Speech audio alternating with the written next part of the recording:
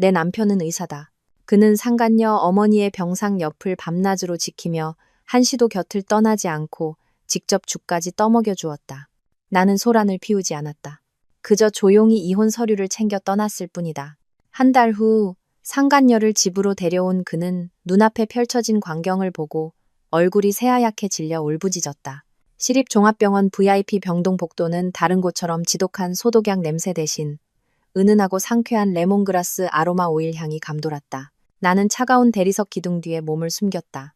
심장은 돌처럼 차갑게 식어 있었다. 703호 병실에서 남편, 류시혁의 다정한 목소리가 흘러나왔다. 어머니, 한 숟갈만 더 드세요. 이 죽. 특별히 어머님 입맛에 맞춰서 주방에 부탁해서 끓인 거예요. 역시 의사 사위는 효심도 지극하네. 우리 아이니 덕에 내가 호강하는구나. 아첨하는 듯한 여자의 목소리가 들렸다. 분명 병원의 젊은 간호사, 고아인의 목소리였다. 내 남편의 여자. 아이고, 우리 딸이 남자 보는 눈은 있어. 시혁이처럼 능력 있고 자상한 남자를 만나서 얼마나 복인지 몰라. 고아인의 어머니, 담비 여사의 쇠약하지만 만족감 가득한 목소리였다. 나는 손에 쥔 스마트폰을 꽉 쥐었다. 1시간 전, 시혁의 동생 류태석에게서 온 카카오톡 메시지가 아직 화면에 떠 있었다. 형수님, 어머니 상태가 많이 안 좋으신 것 같아요. 의사가 상급 병원으로 옮겨야 할 것 같다고 해요. 아침부터 형한테 계속 전화했는데 받지를 않네요. 혹시 급한 수술 있으세요? 수술? 그래, 아주 대단한 수술 중이시지. 그의 친어머니는 낙후된 군립병원에서 고통과 싸우고 있는데 그는 이 최고급 병실에서 상간녀의 어머니를 돌보는 수술을 하고 있는 것이다. 시혁이 늦게 귀가하기 시작하면서부터 의심은 시작되었다. 갑작스러운 학회, 잦아진 야간 응급수술. 그는 병원에서도 인정받는 유능한 외과 의사였기에 그런 변명들은 항상 그럴듯하게 들렸다. 하지만 10년차 아내의 직감은 틀린 적이 없었다. 특히 그의 의사가운 주머니에서 이 병원 703호로 보낸 고가의 수입 과일 바구니, 영수증을 우연히 발견했을 때는 더욱 그랬다. 그리고 지금 나는 이곳에 와 있다. 내 눈으로 직접 목격하고 있다. 시혁은 내가 오늘 아침 직접 다려준 하늘색 셔츠를 입고 있었다. 소매를 단정하게 걷어 올린 채 빨갛게 잘 익은 사과를 정성껏 깎고 있었다. 고아이는 그의 곁에 앉아 그의 어깨에 다정하게 머리를 기댔다. 그녀의 어머니는 침대에 누워 그 둘을 보며 흐뭇하게 미소 짓고 있었다. 참으로 화목한 가족의 모습이었다. 헛웃음이 나올 만큼 나는 깊게 숨을 들이마셨다. 가슴 속에서부터 차오르는 떨림을 억누르려 했었다. 고통, 배신감, 경멸, 모든 감정이 뒤엉켜 목구멍까지 치고 올라왔다. 한때는 생각했었다.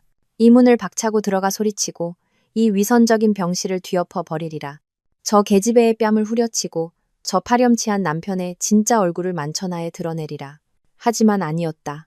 나는 좁은 문틈으로 그들을 보았다.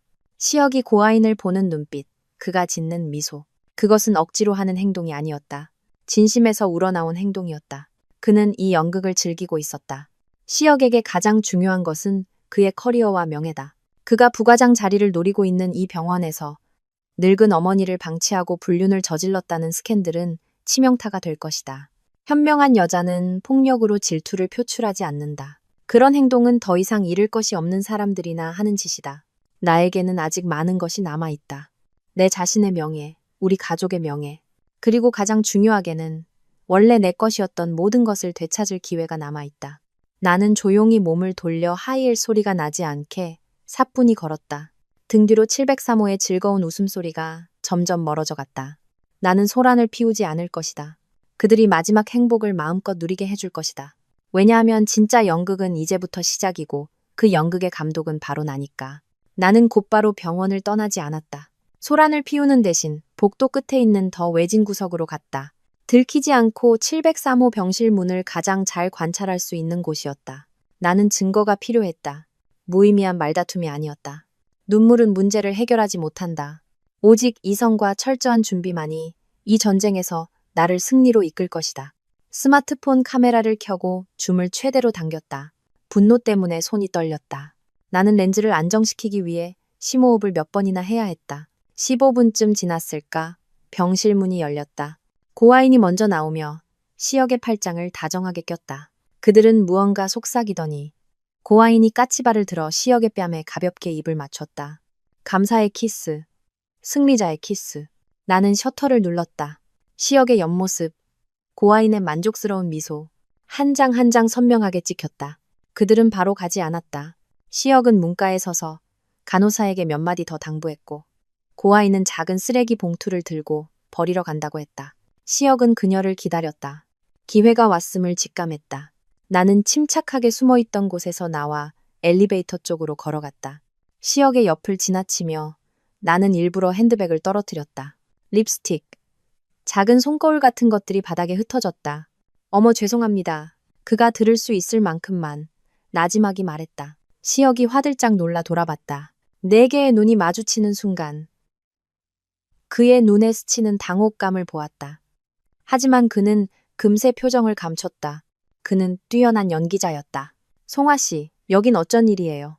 시역은 허리를 숙여내 물건들을 주워주며 물었다. 목소리가 어딘가 부자연스러웠다. 친구 병문안 왔어요. 당신은요? 오늘 하루 종일 수술이라고 하지 않았어요? 나는 그의 눈을 똑바로 쳐다보며 물었다. 목소리는 무서울 정도로 평온했다. 아, 수술이 일찍 끝나서 방금 환자 상태 좀 확인하고 나오는 길이야. 시역은 눈에 띄게 당황하고 있었다. 그는 나에게 이렇게 어설프게 거짓말하는데 익숙하지 않았다. 그래요? 이 병실 환자였나 보네요. 나는 703호를 가리켰다. 유난히 신경 쓰는 것 같던데. 동료 가족이라도 되나 봐요? 바로 그때 고아인이 돌아왔다. 그녀는 나를 보자마자 아름다운 얼굴이 순식간에 굳어졌다. 그녀는 나를 알아보았다. 병원 연말 파티에서 몇 번 마주쳤던 류시역 의사의 아내. 시역은 우리 둘 사이에 얼어붙은 듯 서 있었다. 공기가 무겁게 가라앉았다. 나는 미소 지었다. 완벽한 사교용 미소였다. 나는 시역의 손에서 핸드백을 받아들었다. 그럼 환자 돌보는데 방해 안 할게요. 나 먼저 가볼게요. 일찍 들어와요. 나는 그들이 한마디 더 할 틈도 주지 않고 돌아섰다. 엘리베이터에 오르는 순간까지 등 뒤에 꽂히는 시역의 시선이 느껴졌다. 그는 두려워하고 있었다. 하지만 아직 끝나지 않았다. 나는 지하 주차장으로 내려가지 않았다.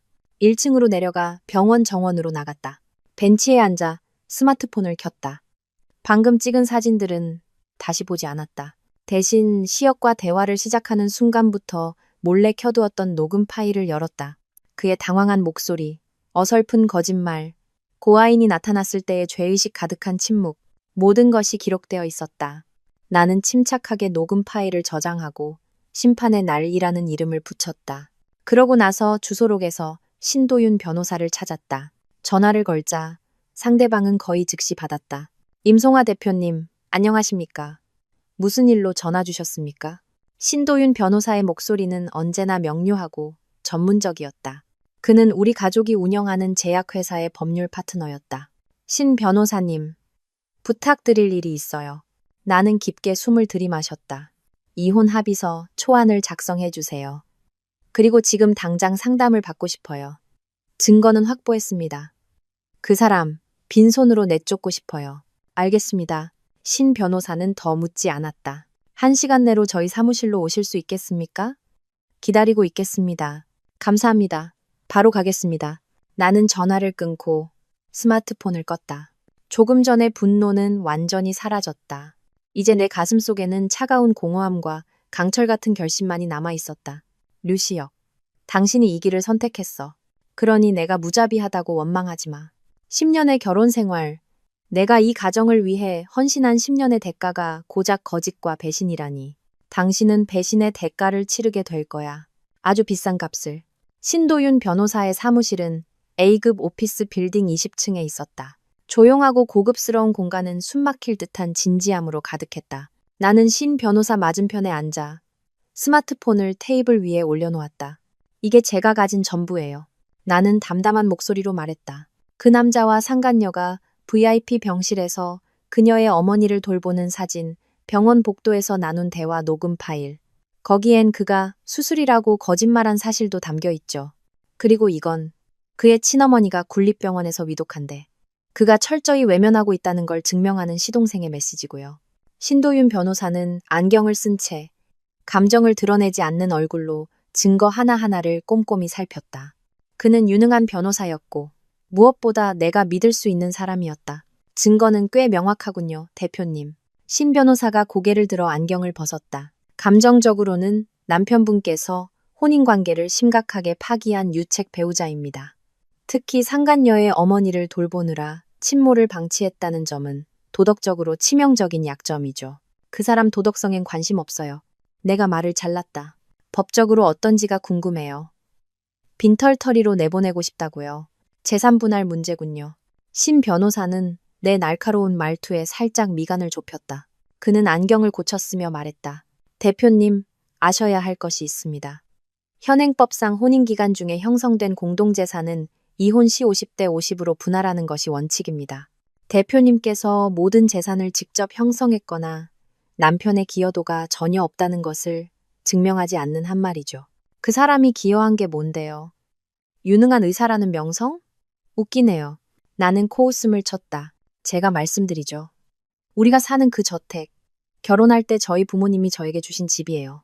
제가 운영하는 제약회사도 저희 집안 자산이고요. 류시혁은 월급 받는 의사일 뿐이에요. 물론 연봉이 높긴 하죠. 하지만 공동명의로 된 예금 5억 원 정도가 전부예요. 그렇다면 그 5억 원과 차량에 집중할 수 있겠군요. 신 변호사가 메모했다. 저택의 경우 혼전 특유 재산임을 증명할 서류가 있다면 남편분은 권리를 주장할 수 없습니다. 하지만 그가 타고 다니는 벤츠와 예금 5억 원은 법원에서 절반씩 나누라고 할 가능성이 높습니다. 나누고 싶지 않아요. 나는 단호하게 말했다. 전부 다 제가 가질 거예요. 그가 제 인생에서 사라질 때 제가 준 것들이 아니라 스스로 번 것만 가지고 나가게 하고 싶어요. 신 변호사는 한동안 말없이 생각에 잠겼다. 그는 두 손을 깍지 낀 채 말했다. 그렇다면 이 문제를 법정으로 가져가지 않겠습니다. 적어도 지금은요. 나는 그를 바라보며 다음 말을 기다렸다. 다른 전략을 사용하겠습니다. 신 변호사가 천천히 말했다. 대표님, 남편이 가장 중요하게 생각하는 게 무엇입니까? 명예, 커리어, 그리고 그가 노리고 있는 외과, 부과장 자리요. 정확합니다. 신 변호사가 고개를 끄덕였다. 이 증거들을 법정에 제출하면 그의 재산을 전부 뺏어오기엔 부족할 수 있습니다. 하지만 만약 이 자료들이 실수로 병원장이나 징계위원회 혹은 병원 내부, 익명 커뮤니티인 블라인드 같은 곳에 보내진다면 어떻게 될까요? 순간 머릿속에 번개가 쳤다. 나는 신 변호사의 의도를 파악하기 시작했다. 유능한 의사가, 신 변호사가 말을 이었다. 같은 병원 간호사와 불륜을 저지르고 위독한 친어머니는 외면한 채 상간녀의 어머니를 간호했다. 대표님, 이건 단순히 개인의 도덕적 문제가 아닙니다. 병원의 이미지를 대표하는 의사로서 그의 커리어를 완전히 끝장낼 수 있는 스캔들이죠. 이걸로 그 사람을 협박하라는 거군요. 선택권을 주자는 겁니다. 신 변호사가 말을 정정했다. 한쪽에는 우리가 작성한 이혼 합의서가 있습니다. 그 합의서에는 그가 자발적으로 저택, 차량, 그리고 예금 5억 원 전부에 대한 권리를 포기한다고 명시되어 있습니다. 그는 빈손으로 나가는 대신 대표님은 침묵을 지켜주는 거죠. 이 증거들은 절대 세상에 공개되지 않을 겁니다. 그리고 다른 한쪽은 신 변호사가 미소 지었다. 변호사 특유의 차가운 미소였다. 그의 커리어가 잿더미가 되는 거죠. 돈뿐만 아니라 모든 것을 잃게 될 겁니다. 나는 깊게 숨을 들이마셨다. 이것이 바로 내가 원하던 것이었다. 그의 지갑이 아닌 그의 자존심과 미래를 정통으로 가격하는 한방. 신 변호사님. 내 목소리는 완전히 평정을 되찾았다. 그 합의서 최대한 가혹하게 작성해 주세요. 집, 차, 예금. 단 10원도 가져갈 수 없도록 모든 조항을 명확히 해주세요. 그리고 오늘 밤 당장 준비해 주셨으면 합니다. 확실하십니까? 오늘 밤이요? 네, 확실합니다. 나는 자리에서 일어났다. 그 인간과 한 지붕 아래에서 단 1초도 더 머물고 싶지 않으니까요. 해가 저물어 어둑해질 무렵 집에 돌아왔다. 저택은 적막하고 차가웠다. 거실 불을 켜자 늘 따뜻하게 느껴졌던 노란 불빛이 낯설게만 보였다. 저녁은 준비하지 않았다. 대신 캐모마일 차를 한 잔 우려 소파에 앉았다.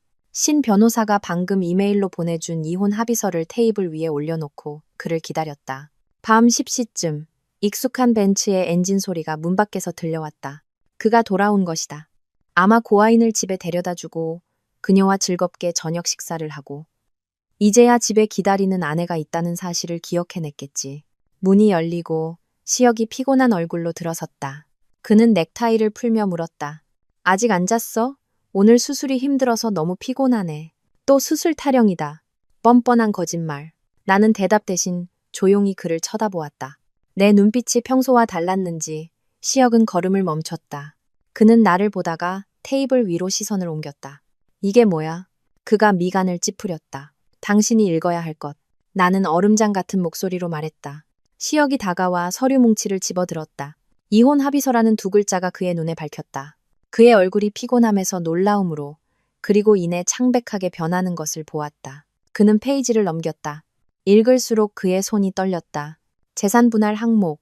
을류시혁은 자발적으로 공동재산인 저택, 차량 및 예금 5억 원. 전부에 대한 권리를 포기한다는 부분을 읽었을 때 그는 고개를 번쩍 들었다. 당신 미쳤어? 그가 으르렁거리며 서류를 테이블에 내던졌다. 빈털터리로 나가라고? 당신이 뭔데 이런 걸 요구해? 이 집, 이 돈, 다 내 피땀으로 이룬 거야. 당신 피땀? 나는 비웃었다. 내가 아는 그가 가장 싫어하는 미소였다.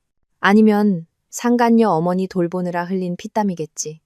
수술하러 간다고 거짓말하고 703호에서 그녀와 함께 있었잖아.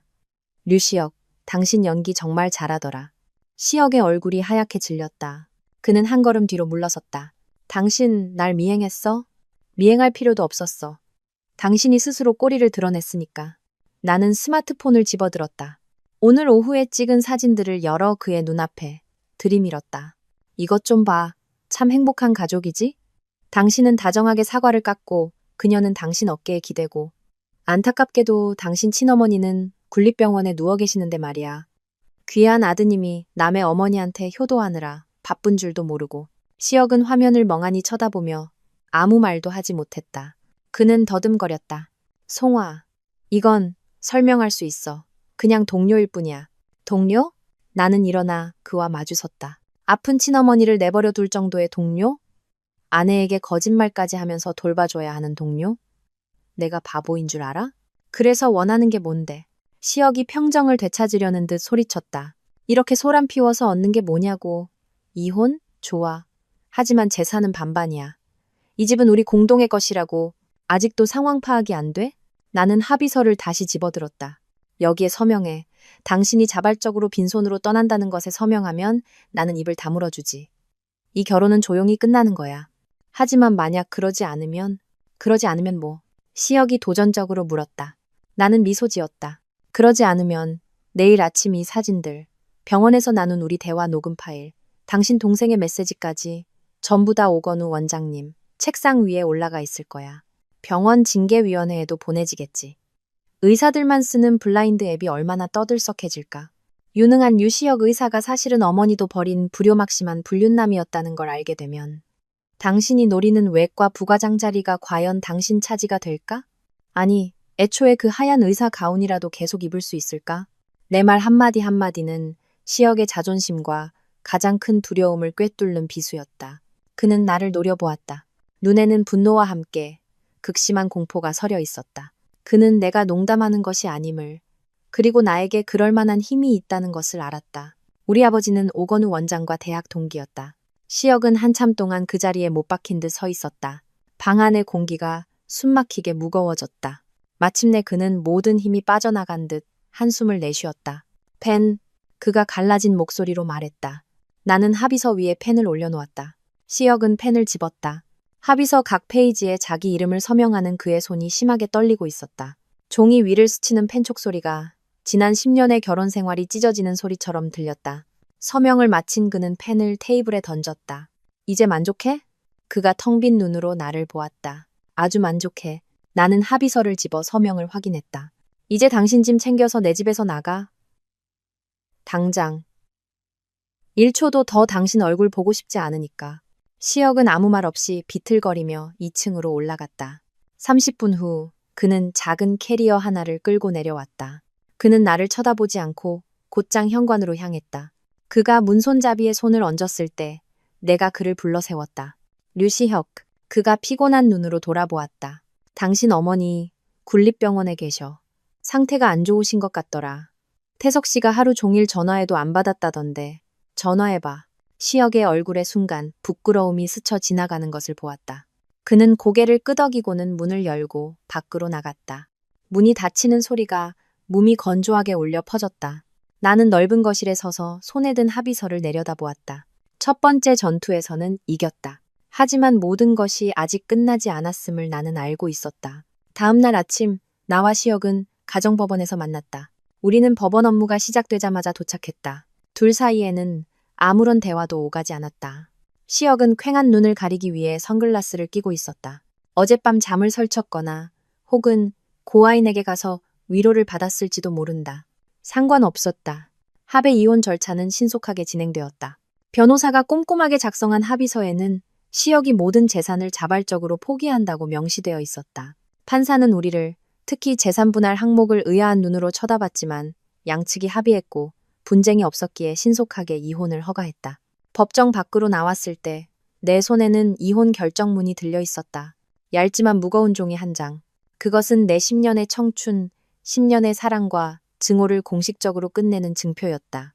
당신이 타던 벤츠, 합의서에 따라 나한테 넘겨야 해. 차키는? 나는 로비에 서서 감정 없는 목소리로 말했다. 시혁은 재킷 주머니에 손을 넣어 옆에 있던 돌 의자 위로 차키 뭉치를 던졌다. 금속이 돌에 부딪히는 소리가 날카롭게 울렸다. 택시 부를게. 그는 몸을 돌려 걸어갔다. 등은 꼿꼿했지만 억눌린 패배감과 분노가 느껴졌다. 류시혁, 내가 다시 불렀다. 그는 걸음을 멈췄지만 돌아보지는 않았다. 동생한테 전화는 해봤어? 어머니는 어떠시래? 시혁은 몇 초간 침묵했다. 전화했어. 여전하시대. 군립병원에서는 상급병원으로 옮기라는데 그럴 필요까진 없을 것 같아. 좋은 약 쓰면 괜찮아지겠지. 여기로 모시면 돈도 많이 들고 번거롭잖아. 나 지금 바빠. 바쁘다고. 또 바쁘다는 핑계. 고아인과 새로운 삶을 시작하느라 바빠서 친어머니조차 번거로운 존재가 되어버린 것이다. 그의 대답을 듣는 순간 내 안에 남아있던 마지막 연민과 부부의 정이 완전히 사라졌다. 이 인간은 내가 생각했던 것보다 훨씬 더 이기적이고 잔인한 존재였다. 아내를 배신한 것도 모자라 자신을 낳아준 어머니에게조차 불효를 저지르고 있었다. 알았어. 가봐. 시혁은 아침의 인파 속으로 사라졌다. 나는 그 자리에 서서 이혼 결정문을 꽉 쥐었다. 울지 않았다. 다만 무한한 경멸감만 느껴질 뿐이었다. 차 문을 열려던 순간 전화가 울렸다. 신도윤 변호사였다. 신 변호사님. 임 대표님. 일은 잘 처리되셨습니까? 네. 방금 이혼 결정문 받았어요. 잘 됐군요. 신 변호사의 목소리는 여전히 차분했다. 보고 드릴 소식이 하나 있습니다. 제가 사람을 시켜전 시어머니 되시는 분의 상황을 다시 확인해 봤습니다. 상태가 좋지 않습니다.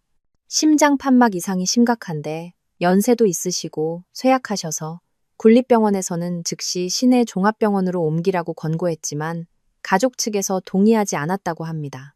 구체적으로는 류시혁 씨가요. 그는 약물 치료만 동의하고 나중에 알아서 하겠다고 했답니다. 나한테는 바쁘다고 하더군요. 나는 이를 갈았다. 네, 제가 알기로는 그는 방금 대표님께서 정지시킨 신용카드로 제주도 2인 여행 상품을 예약했습니다. 아마 자유를 축하하기 위한 것이겠죠. 분노가 치밀어 올랐다. 돈이 없는 게 아니라 친어머니에게 돈을 쓰기 싫었던 것이다. 어머니를 구할 돈으로 상간녀와 여행을 가다니. 대표님? 내가 침묵하자 신 변호사가 불렀다. 어떻게 하실 생각이십니까? 나는 심호흡을 하며 평정을 유지하려 했었다. 감사합니다. 신 변호사님. 혹시 시립종합병원 원장님과 연락 좀 연결해 주실 수 있나요? 오건우 원장님께 드릴 말씀이 있어요. 오 원장님이요. 알겠습니다. 바로 약속을 잡겠습니다. 아니요. 내가 말을 잘랐다. 약속이 아니라 지금 당장 통화하고 싶어요. 변호사님 전화로요. 원장님 친구 딸 송아가 인명구조와 관련된 긴급한 일로 도움을 청한다고 전해주세요. 몇 초간의 침묵 후 알겠습니다. 잠시만 기다려 주십시오. 나는 이제 내 소유가 된 벤츠 옆에 서 있었다. 한때 시혁의 성공의 상징이었던 차였다. 분주한 차량의 흐름을 바라보았다. 류시혁. 당신은 당신 손으로 모든 것을 내던졌고 나는 당신이 경멸했던 것들을 다시 주워 담을 거야. 당신의 어머니까지도. 여보세요? 송환이. 오건우 원장님의 따뜻하고 권위 있는 목소리가 전화기 너머로 들려왔다. 오 원장님은 아버지의 절친한 친구이자 국내 최고의 심장 전문의이며 현재 시립종합병원의 원장이었다. 네 원장 아저씨. 안녕하세요. 갑자기 연락드려서 죄송합니다. 아니다, 괜찮아. 아버님은 잘 계시니? 그 양반 못 본 지도 꽤 됐네. 오 원장님은 여전히 친근하게 대해주셨다. 네, 아빠는 잘 계세요. 감사해요. 실은 오늘 아저씨께 정말 긴급하게 부탁드릴 일이 있어서 전화드렸어요. 무슨 일이든 말해보렴. 나한테 격식 차릴 건 뭐 있니? 나는 숨을 고르고 간결하게 상황을 설명했다. 아저씨, 제 전 시어머니께서 국립병원에 입원해 계세요. 심장 판막 문제로 상태가 아주 위독해서 당장 수술이 필요하대요. 국립병원에서는 이쪽으로 이송하라고 했는데 전 남편인 시혁이가 동의하지 않고 있어요. 전화기 너머로 오 원장님이 한숨 쉬는 소리가 들렸다. 아마 시혁의 소문을 어렴풋이 들으셨을 것이다. 이 도시의 의료계는 생각보다 좁았다. 전 남편이라고? 오, 원장님이 되물으셨다. 네, 오늘 아침에 막 이혼했어요. 그렇구나. 원장님의 목소리가 진지해졌다. 그 시혁이란 놈이. 그래서 내 생각은 어떻다는 거니? 어머님을 이 병원으로 모셔오고 싶어요. 나는 단호하게 말했다. 최고의 VIP 병실과 최고의 의료진을 배정해서 수술받게 해드리고 싶어요. 모든 비용은 제가 한 푼도 빠짐없이 지불할게요. 단, 한 가지 부탁이 있어요. 말해보렴. 이 모든 과정은 철저히 비밀로 해주세요. 시혁이나 다른 누구도 제가 한 일이라는 걸 알아서는 안 돼요. 지금 당장 병원 구급차를 국립병원으로 보내서 어머님을 모셔와 주실 수 있을까요? 병원 지원 프로그램이라든지 어떤 이유를 대서라도 어머님을 안전하게 이곳으로만 모셔와 주세요. 오, 원장님은 한동안 말이 없으셨다. 내가 무리한 부탁을 하고 있다는 걸 알았다. 이것은 절차에 어긋나는 일이었다. 송화야. 오, 원장님이 천천히 입을 열었다. 개인의 요청으로 구급차를 다른 지역까지 보내 환자를 이송하는 건 매우 복잡한 일이야. 하지만 시혁이 같은 불효자 녀석에게 맡겨두면 그 노부인은 돌아가실 수밖에 없겠구나. 내 마음을 알겠다. 알겠다. 오. 원장님이 결심했다. 노부인 인적사항과 입원해 계신 국립병원 정보를 보내주렴. 내가 직접 그쪽 병원장에게 전화해서 전문의 협진 명목으로 긴급 이송을 요청하마. 실력 있는 의료팀을 구급차에 동승시켜 내려보낼게. 예상컨대 3시간 후쯤 출발할 거다. 걱정하지 마라. 아저씨, 정말 감사드립니다. 갑자기 눈물이 왈칵 쏟아졌다. 시혁의 외도를 안 후 처음으로 흘리는 눈물이었다. 슬픔 때문이 아니라 감동 때문이었다. 이 바보 같은 녀석. 오 원장님이 부드럽게 웃으셨다. 뚝 그치거라. 네 아버지 보고 하는 일이라 생각하마. 이제 가서 어머님 맞을 준비나 하렴. VIP 병동 705호로 배정해 놓을게. 예전에 그 703호 바로 옆방이다. 나는 깜짝 놀랐다. 703호요? 그걸 어떻게? 내가 이 병원 원장이다. 오 원장님이 웃으셨다. 여기서 일어나는 일을 내가 모를 것 같으냐. 시혁이가 703호에서 고아인 간호사 어머니를 돌본 거 이 병원에서 모르는 사람이 없다. 조만간 불러서 이야기하려 했는데 네가 먼저 손을 썼구나. 잘했다. 송아야. 여자는 그렇게 결단력이 있어야 해. 나는 전화를 끊고 한결 가벼워진 마음으로 즉시 병원으로 차를 몰았다. VIP 병동 705호의 입원비를 거액 선납했다. 최고의 서비스, 전담 간병인, 전문 영양사가 짜는 식단, 그리고 가장 중요한 보안을 요청했다. 나는 효도 대행을 시작했다. 한때 내 남편이었던 상간녀를 쫓아 친어머니마저 버린 그자를 대신해서 전 시어머니, 희수 여사님은 온화한 분이었다. 내가 며느리로 산 10년 동안 단 한 번도 나에게 싫은 소리 한 적이 없으셨다. 그분은 더 나은 대우를 받을 자격이 있었다. 나는 이 일을 단지 그분을 위해서만 하는 것이 아니었다. 나를 위해서이기도 했다. 이것은 내 복수 계획의 첫걸음이었다. 단순히 시혁의 돈을 빼앗는 것보다 훨씬 더 정교한 계획. 나는 그가 자신의 무정함과 불효에 대한 대가를 치르게 할 것이다. 평생을 죄책감과 후회 속에서 살게 만들 것이다. 오후 3시, 구급차가 희수 여사님을 싣고 시립종합병원에 도착했다. 나는 로비에서 기다리고 있었다. 차문이 열리고 들것에 실려 헬쑥하게 누워 계신 여사님을 보자 마음이 아팠다. 어머니? 나는 다가가 그 앙상한 손을 잡았다. 희수 여사님이 희미하게 눈을 떴다.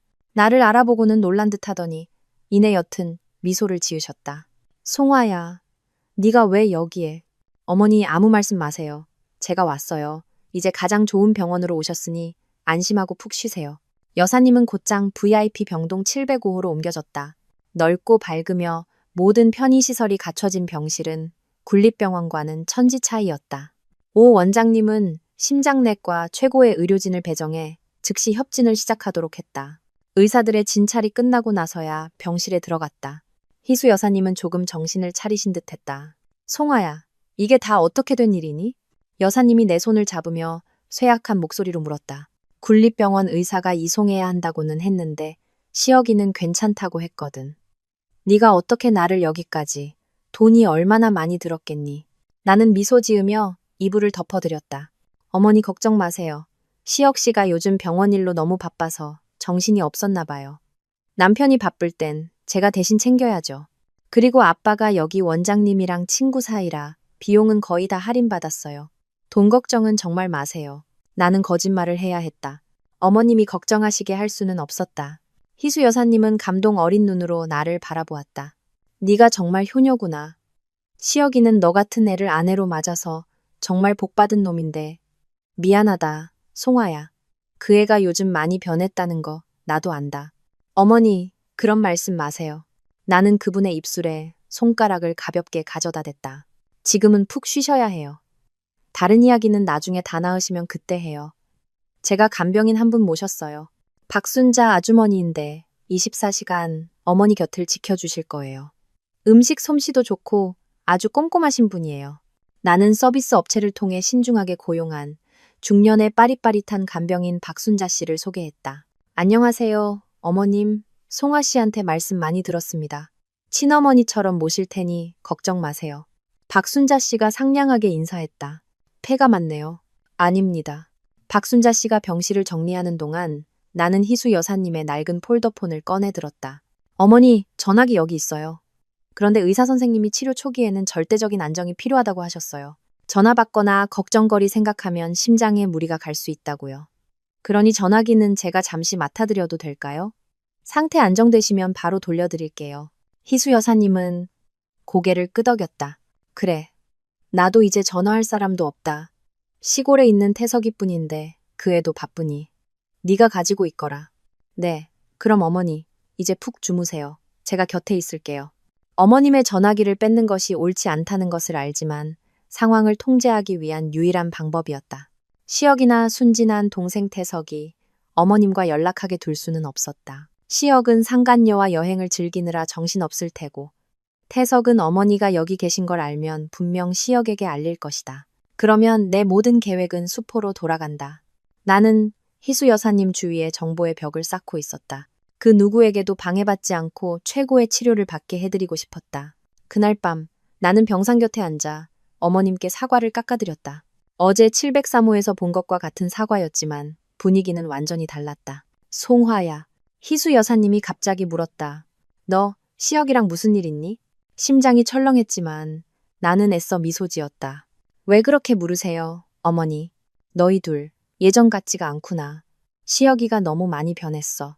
며느리인 네가 친아들인 그놈보다 더 효도를 하니 내가 너한테 면목이 없다. 나는 깎은 사과를 접시에 담았다. 어머니, 부부 사이라는 게 다 그런 거 아니겠어요? 시혁 씨는 워낙 유능한 의사라 스트레스도 많고 그러다 보면 가끔 가정에 소홀해질 수도 있죠. 너무 신경 쓰지 마세요.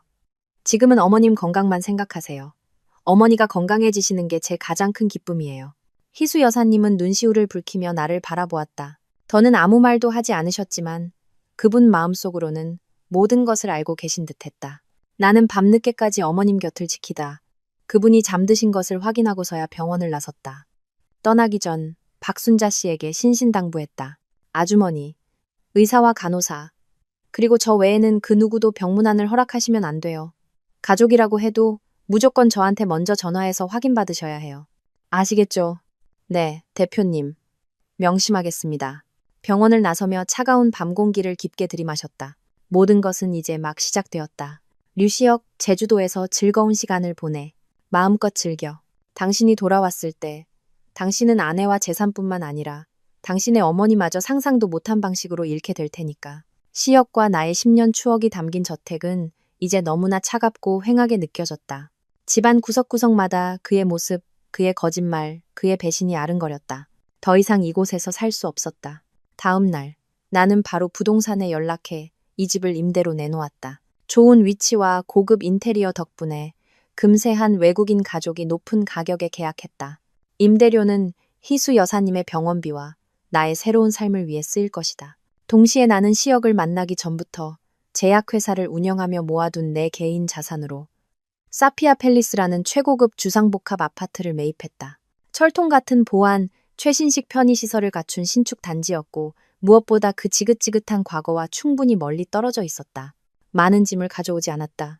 옷 몇 벌, 책 몇 권, 그리고 참아버리지 못한 유일한 웨딩 사진 한 장. 사랑이 남아서가 아니었다. 지난 10년의 어리석음을 되새기기 위함이었다. 나는 그 사진을 새 옷장 가장 깊은 서랍 속에 처박았다. 새 아파트는 30층이었다. 발코니에서는 강과 도시의 야경이 한눈에 들어왔다. 보석처럼 반짝이는 불빛들. 와인 한 잔을 따라 들고 발코니에 서서 신선한 공기를 마셨다. 비로소 진정한 자유를 느낀 첫날 밤이었다. 남편을 기다리는 기나긴 밤도, 식어버린 저녁 식사도, 의심과 고뇌도 이제 없었다. 한편 도시의 다른 한쪽에서는 시역과 고아인도 그들의 새로운 삶을 시작했다. 빈털터리로 쫓겨난 시역은 집도 차도 없이 얼마 남지 않은 월급으로 변두리의 낡은 빌라를 구해야 했다. 물론 혼자는 아니었다. 고아인이 즉시 그의 집에 들어와 함께 살기 시작했다. 그녀는 승리감에 도취해 있었다. 존경하던 남자, 유능한 의사가 이제 온전히 자기 것이 되었다. 그녀는 친구들에게 시역이 물질 대신 사랑을 택했다고 자랑했다. 그가 다른 선택지가 없었기 때문에 자신을 택했다는 사실은 모르거나 애써 외면했다. 신 변호사가 사람을 시켜 알아봐준 그들의 삶은 상상처럼 장밋빛이 아니었다. 좁고 퀴퀴한 빌라, 고급 벤츠는 사라지고 고아인의 낡은 스쿠터가 그 자리를 대신했다. 늘 나의 완벽한 보살핌에 익숙해져 있던 시역은 이제 모든 것을 스스로 해야 했다. 그들은 사소한 일로 다투기 시작했다. 고아인은 결혼식을 올려 정식으로 인정받고 싶어 했지만 모든 것을 잃은 시역이 그런 생각을 할 겨를이 있을 리 없었다. 그는 분노했고 그 화를 고아인에게 풀었다. 너 때문에 내가 모든 걸 잃은 거 알아? 어느 날 시역이 고아인에게 소리쳤다고 한다. 왜 나 때문이야? 당신 그 미친 전 부인 때문이잖아. 당신이 비겁하게 싸우지도 못한 거면서.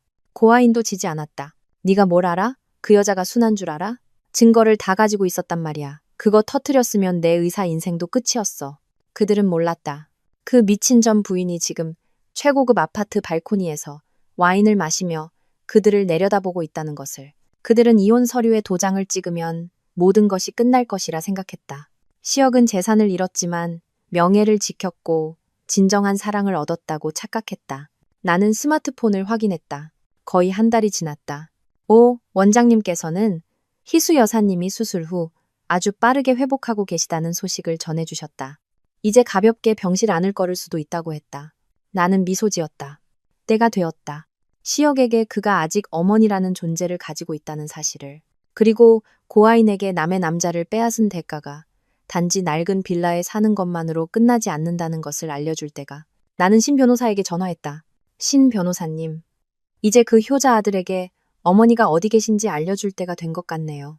한 달간의 집중 치료와 특별 관리 끝에 희수 여사님은 기적적으로 회복하셨다. 죽음의 문턱에 있던 헬쑥한 노인은 혈색이 도는 건강한 모습으로 돌아와 이제는 스스로 병실을 거닐고 즐겁게 대화할 수 있게 되었다.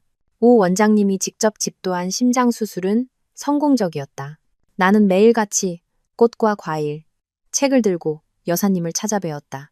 시역의 이야기를 제외한 세상 모든 이야기를 나누며 어머님의 마음을 편안하게 해드렸다.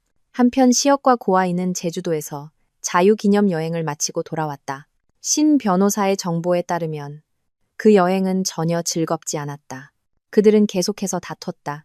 시역은 얼마 남지 않은 월급으로 고아인의 씀씀이를 감당하는 것에 부담을 느끼기 시작했고 고아인은 예전처럼 시역이 모든 것을 해결해 주길 바라며 불만을 터뜨렸다.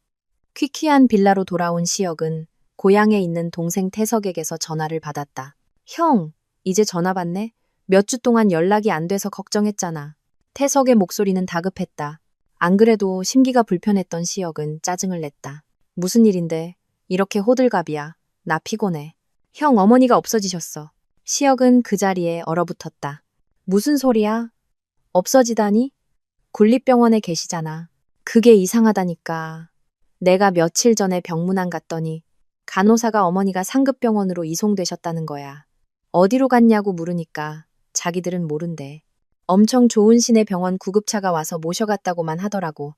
나는 당연히 형이 그런 줄 알고 안심했는데 어제 형한테 전화하니까 아무것도 모른다고 하고. 그래서 급하게 군립병원에 다시 가서 물어봤어.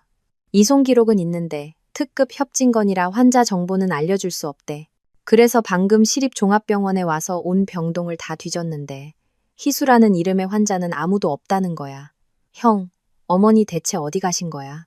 시혁은 정말로 공포를 느끼기 시작했다. 어머니를 방치한 것은 사실이지만 그래도 친어머니였다. 어머니가 정말로 사라지자 그는 친척들에게 뭐라고 말해야 할지 막막했다. 일단 진정하고 너 지금 어디야? 시혁은 소리쳤지만 목소리가 떨렸다. 나 지금 시립종합병원 정문 앞이야.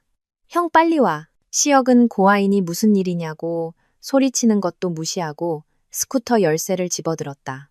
그는 미친 듯이 병원으로 향했다. 이것이 바로 내 계획이었다.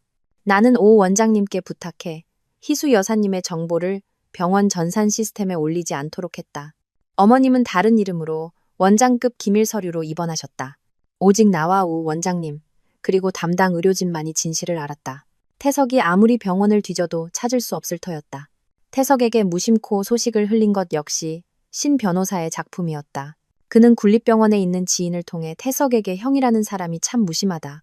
어머니가 어디로 이송됐는지도 모르고라는 말을 넌지시 흘리게 했다. 핏기 없는 얼굴로 병원에 도착한 시혁은 안절부절 못하는 태석과 마주쳤다. 어떻게 됐어? 찾았어? 아니, 이 병원 전체를 다 뒤집어 엎었는데 어머니 성함으로 된 환자는 없대. 시혁은 분노했다. 그는 이곳 의사였다. 위신이 있었다. 그는 곧장 원무과로 쳐들어가 의사 신분증을 내밀었다. 외과 의사 류시혁입니다. 환자 정보 조회를 요청합니다. 성함은 희수, 연세는 70세, 약 한 달 전 군립병원에서 이송되어 온 분입니다. 원무과 직원은 컴퓨터를 조회하더니 고개를 저었다. 죄송합니다, 류시혁 선생님. 지난 한 달간 그런 성함의 환자는 입원한 기록이 없습니다. 다시 제대로 찾아봐요. 없을 리가 없잖아. 오건우 원장님 직인이 찍힌 이송 기록이 있단 말입니다. 시혁이 책상을 내리쳤다. 선생님, 진정하십시오. 직원의 표정이 굳어졌다. 원장님 직인이 찍힌 서류는 모두 기밀문서라 저희가 접근할 권한이 없습니다. 선생님도 병원 사람이니 절차는 더 잘 아실 텐데요.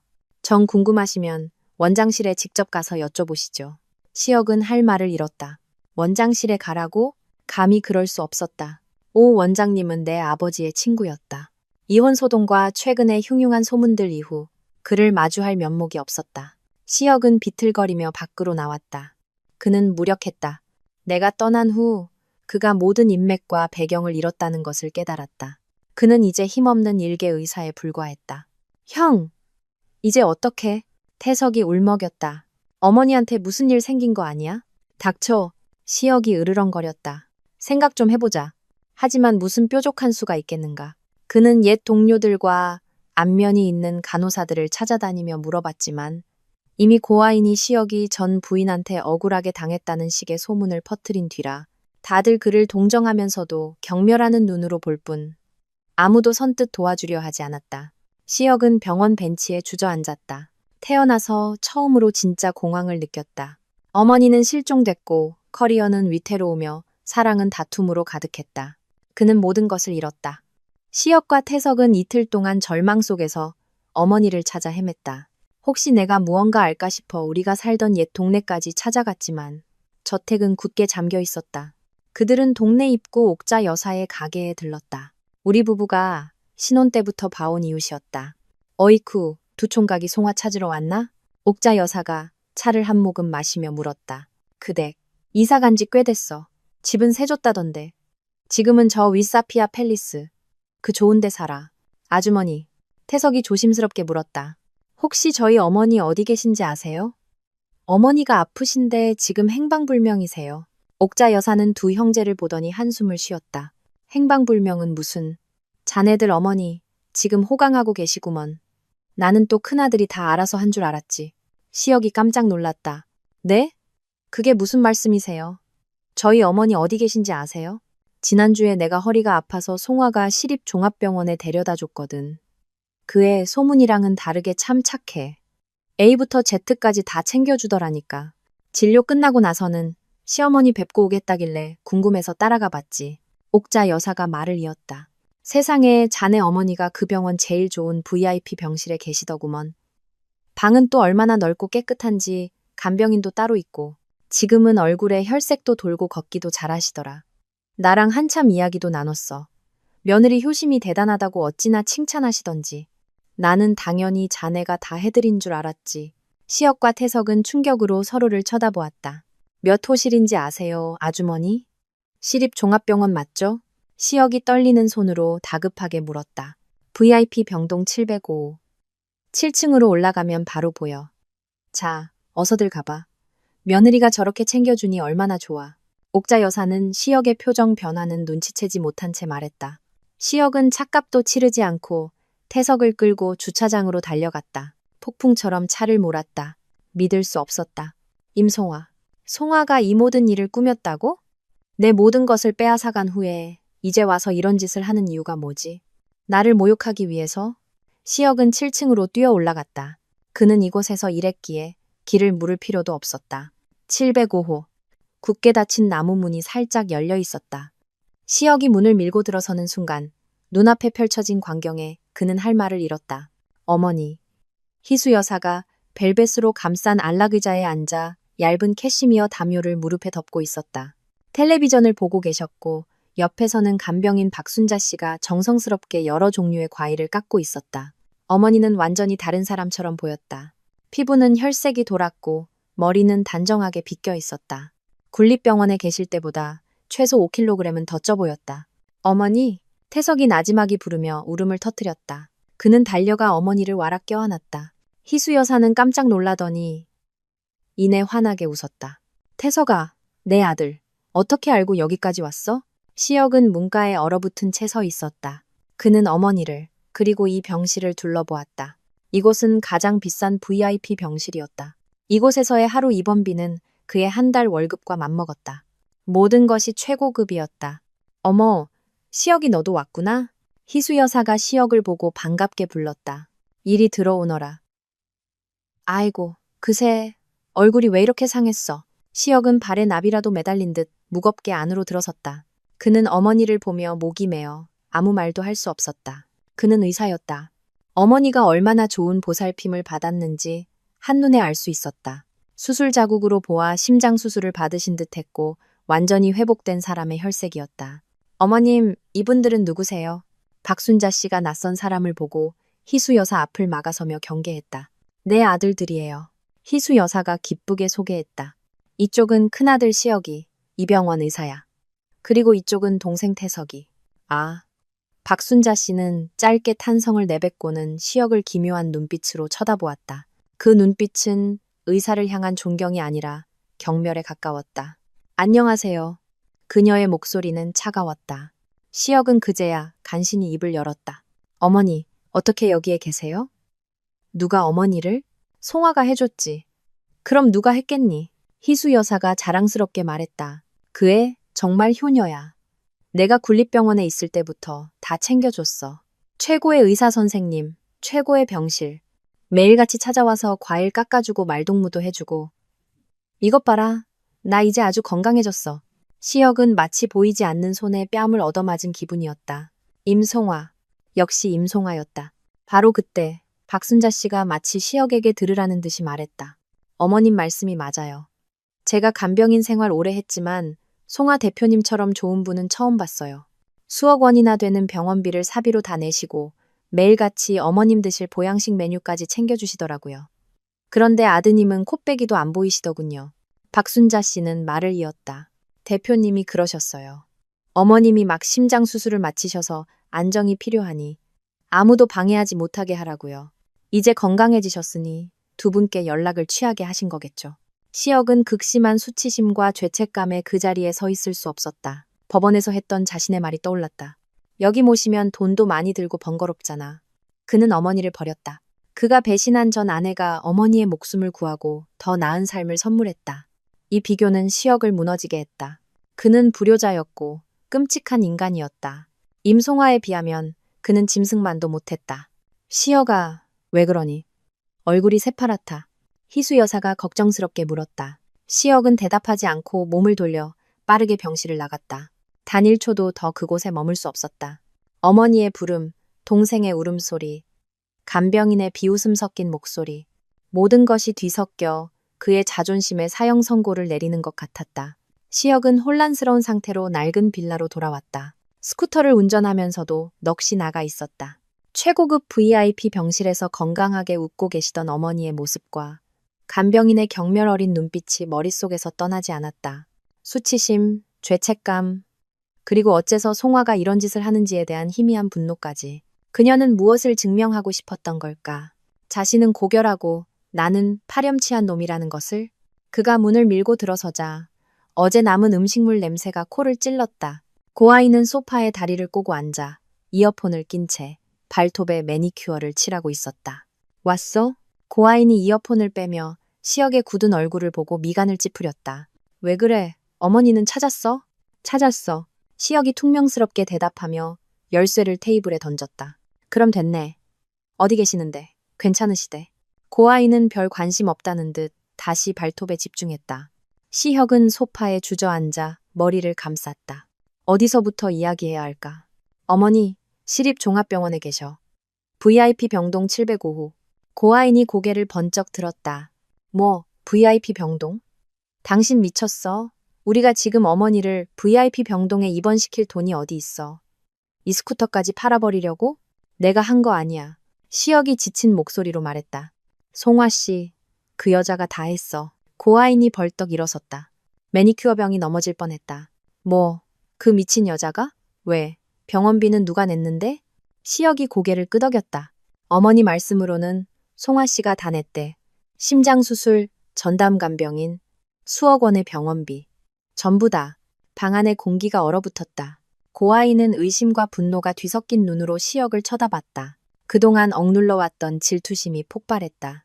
그럴 줄 알았어. 고아인이 소리쳤다. 그 여자가 아무 이유 없이 잘해줄 리가 없지. 다 목적이 있는 거야. 당신 어머니를 이용해서 당신을 다시 잡으려는 수작이라고. 내가 보기엔 자기는 돈도 많고 고결한데 나는 아무것도 아니라는 걸 보여주려는 거잖아. 말도 안 되는 소리 하지 마. 시역이 쏘아붙였다. 송화 씨는 그런 사람 아니야. 지금 그 여자 편드는 거야? 고아인이 눈을 부릅떴다. 당신을 빈털터리로 내쫓은 여자를 아직도 편들어? 류시역, 당신 바보야? 안 보여? 그 여자는 지금 당신을, 그리고 나를 모욕하고 있는 거라고. 당신은 늙은 어머니도 버린 불효자고 나는 그런 남자를 홀린 여우년이라는 걸 온 세상에 보여주려는 거잖아. 고아인의 말은 시역의 아픈 곳을 정확히 찔렀다. 그가 방금 병실에서 느꼈던 감정 그대로였다. 하지만 그 말을 고아인의 입으로 들으니 다른 의미로 다가왔다. 그는 자신이 모욕당했다는 사실을 인정하고 싶지 않았다. 그분은 내 어머니야.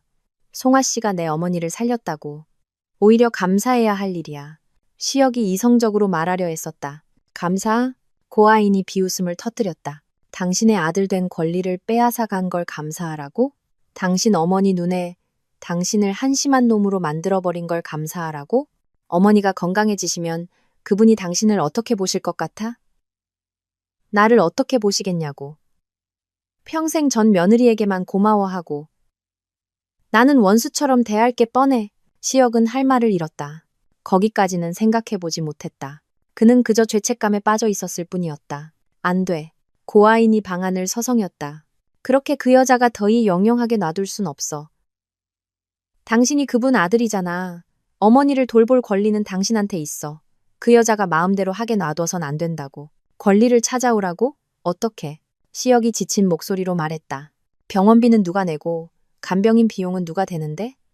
아이나, 우리 지금 다음 달 월세도 걱정해야 할 판이야. 난 몰라. 고아인이 매니큐어 병을 테이블에 내던졌다. 그건 당신이 알아서 할 일이야. 당신은 의사잖아. 인맥도 있고. 당신 어머니가 거기서 그 여자한테 매일같이 신세지게 놔둘 순 없어. 어머니한테 가서 똑똑히 말해. 원래는 당신이 다 해드리려고 했는데 그 여자가 대신 돈만 낸 거라고. 미쳤어? 그걸 누가 믿어? 그럼 어머니를 집으로 모셔와. 고아인이 명령했다. 여기로 모셔와서 내가 간호할게. 내가 진짜 효심 깊은 며느리지. 돈으로 사람 마음이나 사려는 그런 여자가 아니라는 걸 보여줄게. 시역은 고아인을 그리고 어지럽고 좁은 빌라를 둘러보았다. 막 심장 수술을 마친 어머니를 이곳으로 모셔온다고? 자기 몸 하나 건사 못하는 고아인에게 간호를 맡긴다고? 상상만으로도 끔찍했다. 안 돼. 시역이 고개를 저었다. 어머니는 이제 막 수술하셨어. 최고의 환경에서 요양해야 해. 여긴 안 돼. 결국 날 못 믿는다는 거네. 고아인이 울부짖기 시작했다. 내가 간호 못할까봐 그래? 아니면 여기로 모셔오면 그 전 부인이랑 만날 핑계가 없어져서 그래? 아직도 그 여자한테 미련이 있는 거지. 그렇지? 제발. 말도 안 되는 소리 좀 그만해. 시역이 책상을 내리쳤다. 나 좀 가만히 내버려 둘 수 없어? 못해. 당신이 이 문제 확실히 해결하기 전까지는 절대 못해. 당신이 나를 선택했으면 그 선택에 책임을 져. 당장 병원에 가서 어머니를 되찾아와. 그렇지 않으면 우리 그냥 헤어져. 고아이는 마지막 말을 내뱉고는 방으로 뛰어들어가 문을 쾅 닫아버렸다. 시역은 혼자 남아 엉망이 된 것이를 마주했다. 사랑, 커리어, 가족. 한때 모든 것을 가졌다고 생각했던 그는 이제 아무것도 없었다. 그는 이러지도 저러지도 못하는 상황에 갇혔다. 어머니를 되찾고 체면을 세우고 싶었지만 돈이 없었고 지금 유일하게 곁에 있는 고아인을 잃고 싶지도 않았다. 그는 자신이 너무나 비참하게 느껴졌다.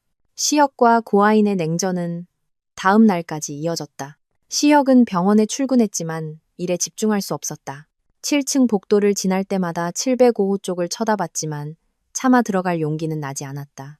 어머니를 박순자 씨의 눈빛을 마주할 자신이 없었다. 그리고 나를 마주치는 것도 두려웠다. 내가 승리자의 미소를 지으며 패배자인 자신을 내려다볼까봐 겁이 났다. 그가 모르는 사실은 내가 일부러 그 시간을 피하고 있었다는 것이다. 박순자 씨를 통해 그가 병원에 왔었다는 것. 그의 표정. 모든 것을 전해들었다. 내 계획은 순조롭게 진행되고 있었다. 고아이는 하루 동안 생각한 끝에 가만히 앉아 당할 수만은 없다고 결심했다. 그녀는 간호사였다. 병원 내 여론의 힘을 잘 알았다. 이대로 송화가 희수 여사에게 점수를 따게 놔두면 건강해진 희수 여사는 분명 송화 칭찬만 하고 시역 욕을 할 것이다. 그것은 시역의 평판에 그리고 당연히 자신에게도 영향을 미칠 터였다. 그녀는 모든 것을 걸고 시역을 얻었다. 고작 돈 몇 푼으로 송화가 그를 다시 빼앗아가게 둘 수는 없었다. 그녀는 행동해야 했다. 다음 날 아침 고아이는 병가를 냈다. 그녀는 오전 내내 외출 준비를 했다. 제주도에서 시역이 사준 가장 비싼 하얀색 원피스를 골라 입었다. 몸매가 드러나는 타이트한 디자인이었다. 화려하게 화장을 하고 머리는 풍성하게 웨이브를 넣었다. 시장에 들러 VIP 병실에서나 볼 법한 거대한 수입 과일 바구니도 샀다. 완벽하고 우아한 모습으로 나타나 희수 여사나 송화가 자신을 얕보지 못하게 해야 한다고 생각했다. 오전 10시쯤 고아이는 과일 바구니를 들고 아슬아슬한 하이힐을 신은 채 705호로 향했다. 일부러 외과 병동을 천천히 지나가며 동료들에게 자신의 모습을 과시했다. 자신의 달라진 위상을 보여주고 싶었다. 705호 문 앞에 도착한 그녀는 노크도 없이 문을 활짝 열고 들어섰다. 환하게 웃으며 어머니 안녕하세요. 저 아인이에요. 시역 씨와 결혼할 사람이에요. 라고 말할 생각이었다. 하지만 그녀는 문 앞에서 즉시 가로막혔다. 간병인 박순자 씨가 문을 막고 서 있었다. 누구신데 함부로 들어오십니까? 박순자 씨의 목소리는 단호했다. 고아인의 가식적인 미소가 얼굴에 굳어졌다. 고작 간병인 따위에게 가로막힐 줄은 몰랐다. 저 아인이에요. 류시역 선생님 어머님 뵈러 왔어요. 고아인이 턱을 치켜들며 말했다. 비켜주세요. 희수 어머님 뵈러요? 박순자 씨가 팔짱을 꼈다. 죄송하지만 저희 고용주이신 임송화 대표님께서 허락 없이 아무도 들여보내지 말라고 하셨습니다. 대표님께 연락은 하셨나요? 임송화? 고아인이 이를 갈았다. 그 여자가 뭔데? 그 여자는 전 부인일 뿐이고 내가 시역 씨 약혼녀라고요. 미래의 며느리가 시어머니 뵙겠다는데 그 여자가 무슨 상관이야? 당신 간병인 맞아? 아니면 문 지키는 개야? 말씀 조심하시죠. 박순자 씨도 만만치 않았다. 저는 돈 받고 일하는 사람이고 고용주 지시를 따라야 합니다. 임 대표님이 돈을 내셨으니 임 대표님께 권한이 있는 겁니다. 약혼녀라고요? 증명할 서류라도 있습니까? 어제 류 선생님 오셨을 때도 아무 말씀 없으셨는데요. 안에서 소란을 들은 희수 여사가 걱정스럽게 물었다. 순자 씨, 무슨 일이에요? 아무것도 아닙니다, 어머님. 누가 방을 잘못 찾아왔나 봐요. 박순자 씨가 안쪽을 향해 소리쳤다. 고아이는 더욱 화가 치밀었다. 동료 의사와 간호사들이 지나다니는 복도에서 망신을 당하자 굴욕감을 느꼈다. 그녀는 박순자 씨를 거칠게 밀치며 소리쳤다. 비켜! 어머니, 저 아인이에요. 시혁 씨랑 결혼할 사람. 박순자 씨가 그녀를 막아서는 사이 비싼 과일 바구니가 바닥에 떨어져 사과와 포도가 사방으로 굴렀다. 지금 여기서 뭐 하는 겁니까? 왜 이렇게 소란스러워요? 권위 있는 목소리가 복도 끝에서 울려 퍼졌다. 하얀 가운을 입은 오건우 원장이었다. 그는 몇 명의 의사들과 함께 병실을 순회 중인 듯했다. 물론 이 등장은 우연이 아니었다. 나는 고아인이 행동할 것을 알고 오 원장님께 오전 10시에 우연히 이 구역을 지나가 달라고 부탁해 두었다. 원장님. 고아인은 오 원장을 알아보고는 당황했지만 애써 목소리를 높였다. 원장님, 제가 시혁 씨 어머니를 뵈러 왔는데 이 아줌마가 못 들어가게 막고 저를 밀쳤어요. 오 원장은 고아인을 위아래로 훑어보았다. 그의 눈빛은 날카로웠다. 고아인 간호사, 맞지? 여기는 절대 안정이 필요한 VIP 병동이야. 705호 환자는 이제 막 심장 수술을 마쳐서 절대 자극을 받으면 안 돼. 간호사라면 누구보다 잘할 텐데? 알지만 저는 가족. 고아인이 항변했다. 가족? 오 원장이 미간을 찌푸렸다. 진료 기록상 환자 희수님의 유일한 보호자이자 모든 법적 책임을 지는 사람은 임송아 대표 한 명뿐이야. 임 대표는 병원 측에 환자의 절대 안정을 보장해달라고 강력하게 요청했어. 당신은 환자와 무슨 관계지? 저는 류시혁 선생님, 그분 아드님의 약혼녀입니다. 고아인은 그것이 부적인 양 소리쳤다. 오 원장은 비웃었다. 고아인이 평생 잊지 못할 비웃음이었다. 약혼녀? 우리 병원은 그런 사적인 호칭으로 일하지 않아. 법적인 권한에 따라 일하지. 모든 권리는 임송아 대표에게 있어. 그리고 오 원장이 목소리를 낮췄다. 류시혁 의사가 현재 정직 처분 대기 중이라는 건 알고 있나? 그 말은 고아인에게 청천벽력과 같았다. 네? 정직 처분이라니요. 왜요? 그건 병원 내부 사정이다. 하지만 충고하는데 오 원장이 고아인을 가리켰다. 자기 과로 돌아가서 본업에나 충실하게. 관계없는 곳에서 서성이지 말고 간호사 신분에 맞지 않는 행동도 삼가도록. 병원 질서를 어지럽히는 건 중대한 위반 행위야. 오 원장은 박순자 씨를 향해 말했다. 박 여사님은 하던 일 계속하세요. 보안팀에도 이미 연락해뒀으니 임 대표가 허락한 명단에 없는 사람은 절대 들여보내지 마세요. 네, 원장님. 오 원장 일행이 떠난 후 고아인은 복도 한가운데 덩그러니 남겨졌다. 지나가는 동료들의 수군거림과 손가락질. 화려하게 차려입은 그녀는 이제 흩어진 과일 더미 속에서 마치 털 뽑힌 암탉처럼 처량해 보였다. 고아인은 굴욕감을 이기지 못하고 비명을 지르며 돌아섰다. 과일을 짓밟으며 복도에서 도망쳤다.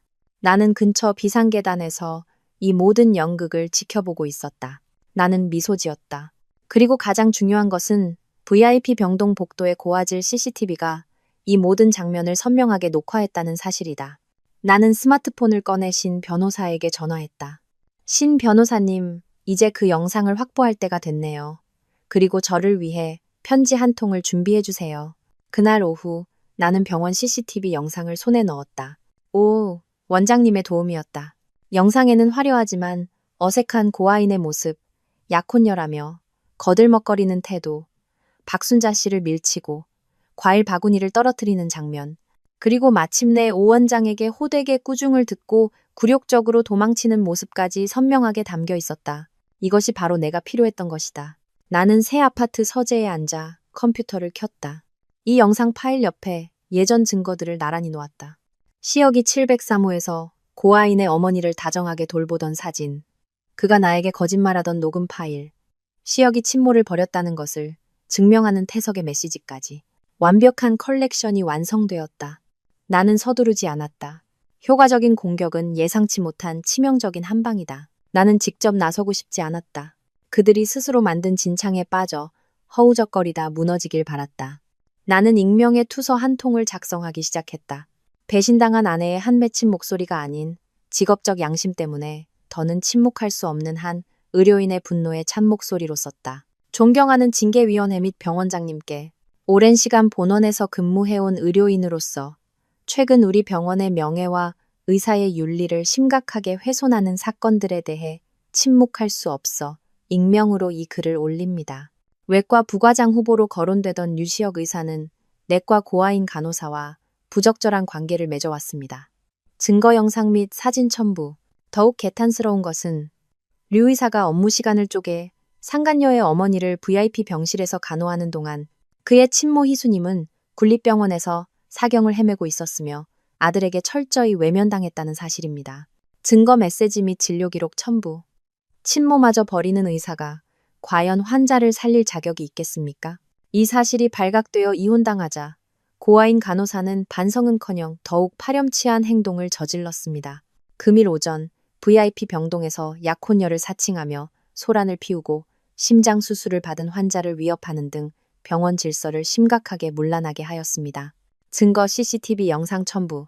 위와 같은 류시혁 의사와 고아인 간호사의 비윤리적 행위는 병원 내 많은 의료인에게 큰 분노와 실망감을 안겨주었습니다.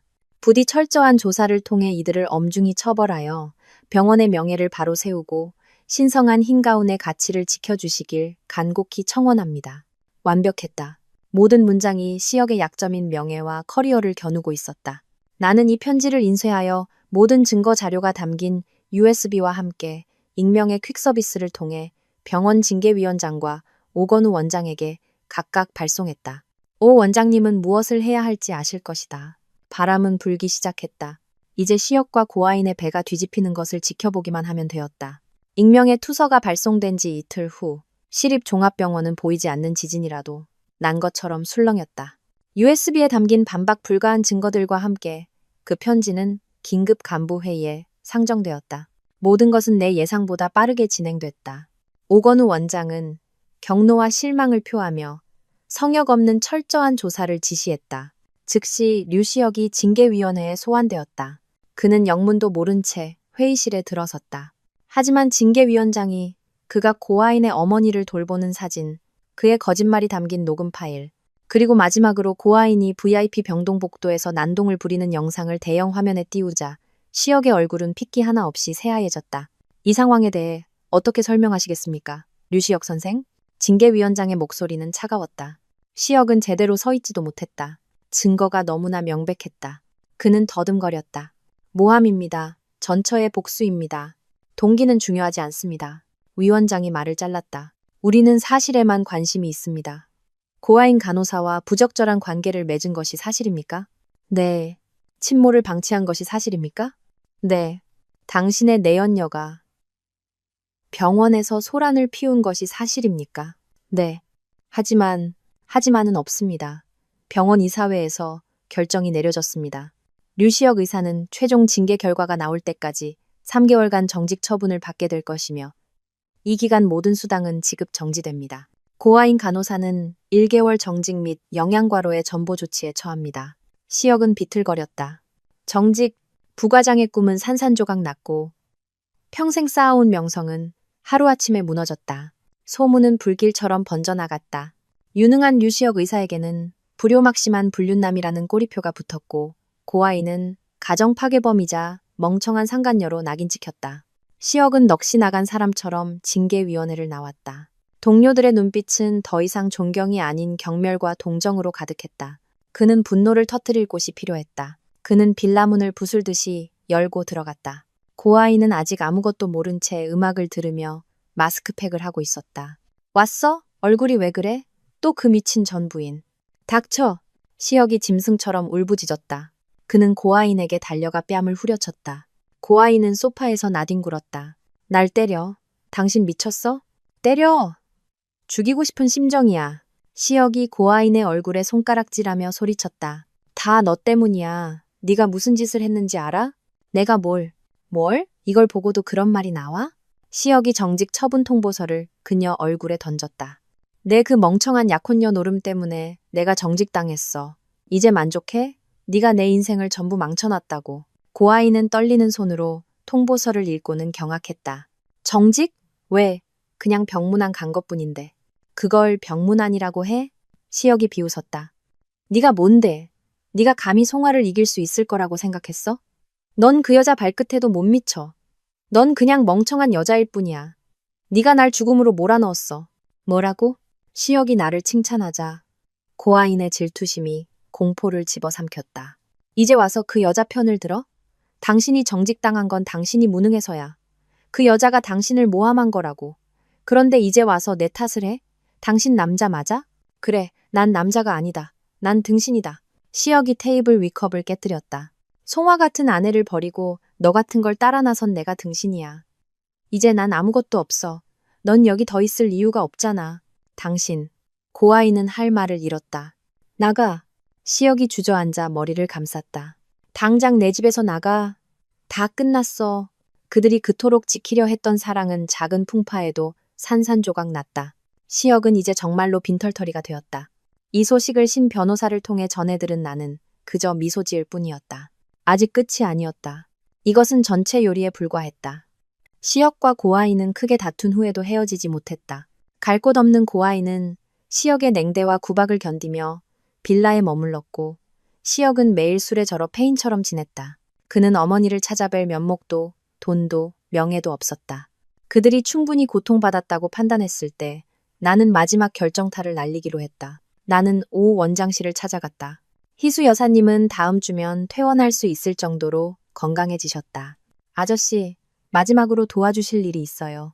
나는 단호하게 말했다. 그가 불효에 대한 대가를 치르게 하고 싶어요. 커리어와 사랑을 잃었지만 그에겐 아직 어머니가 남았죠.